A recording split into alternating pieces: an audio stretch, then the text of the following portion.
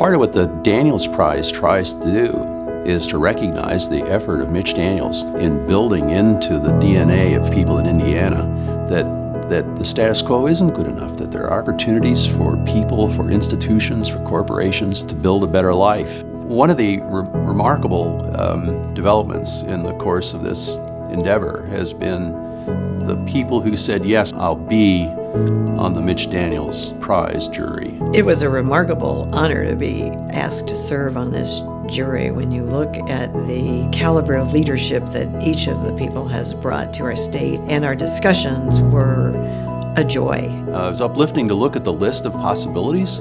People we were talking about as possible prize winners gave you reason for hope about the future of Indiana, and the members of the jury worked in a way that was almost magical, really. We rather quickly came to a consensus that Tim Solso epitomized the aims of the Daniels Prize. Tim Solso has been somebody whose career in the state is well known, but not everybody would know all the parts of it. They saw the business conditions, they saw the international pressures that were coming to bear, obviously 9/11, all kinds of environmental regulations coming down the pike. I became CEO in January of 2000. The economy went into a recession in the second half of that year, and it lasted 12 quarters through the first half of 2003. We had high debt because of an earlier acquisition. We ended up with $64 million of cash, which was low. We couldn't borrow anymore. Between 2000 and 2002, we had a total of $18 billion in sales and made $7 million.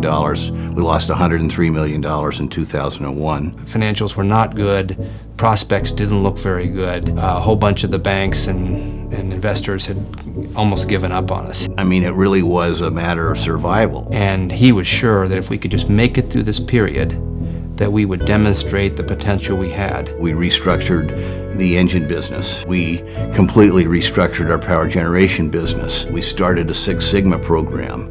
All of that within a very short period of time. And after closing plants and laying people off, we started to hire people. We started to invest back in technology. We started to make capital investments, and people could see the stock going up. They could see us going back to our roots on corporate responsibility.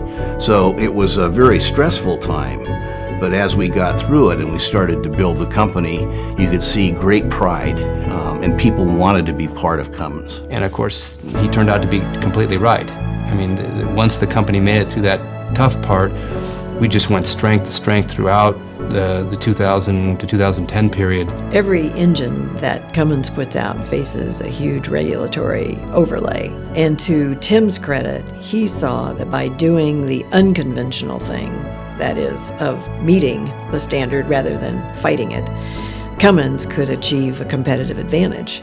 In terms of emissions, we just signed the consent decree in 1999, and that required meeting these new standards in October of 2002.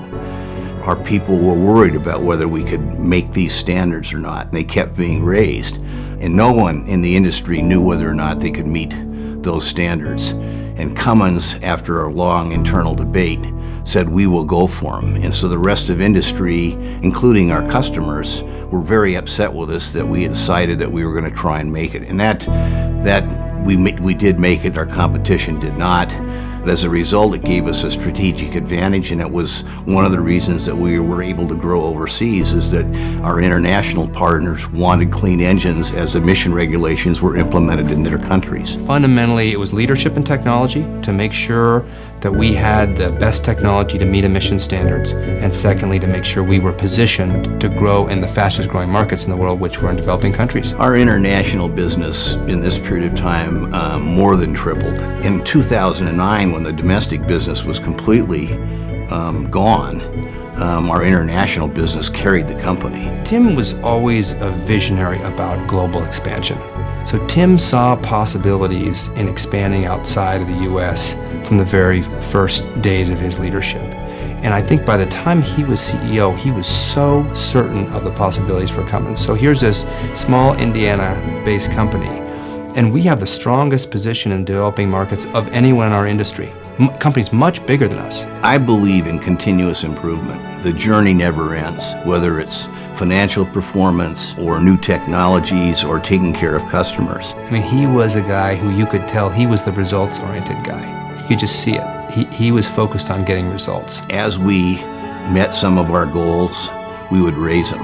Our historic profit goals was 5% profit before tax, and we raised that to 9%, then we raised it to 11%, and then we raised it to 15%. Very few CEOs that can claim even close to the kind of financial results Tim generated. From the time he became CEO until the time he left, this company just knocked it out of the park. There are very few companies that can claim financial results like that on shareholder returns, on profit, on sales growth, on global expansion, you name it. I mean, just incredible results. But he was all about people, leadership. I don't think you can lead change and raise standards without having the right people as a team. He built one of the strongest leadership teams certainly in our industry, and I think in corporate America, because he was always there with a hand at the small of your back saying, hey, we need to go further, we need to do better, we could get better results here, and knowing for each leader where was the area that he needed to push a little bit harder to help us see it. I worked with Mr. Miller, I always call him Mr. Miller, for probably 35 years. Tim came to Cummins because he believed in the values that Irwin Miller espoused for the company.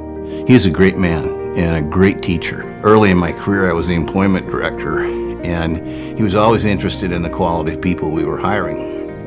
And he asked me a question, tell me, what are we looking for? And so I would say, well, you know, a finance guy or a manufacturing guy and blah, blah, blah. And he said, no, you're looking for character. And I'll never forgot it. So values are a key part of the culture that Tim wanted to lead.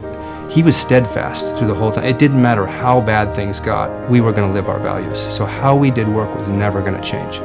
Steadfast about that. But he's also a guy who believes that good ideas come from everybody, anyone, and in any place in the world. And he's looking for talent and good ideas wherever he can find it.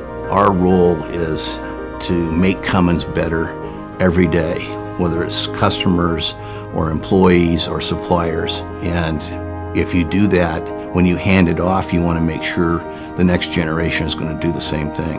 I feel blessed to have worked at that company and very fortunate that the leaders before me gave me responsibilities at a very young age and helps me develop as a person. And I think that this award is a reflection of all those that went before me, and it makes me very proud.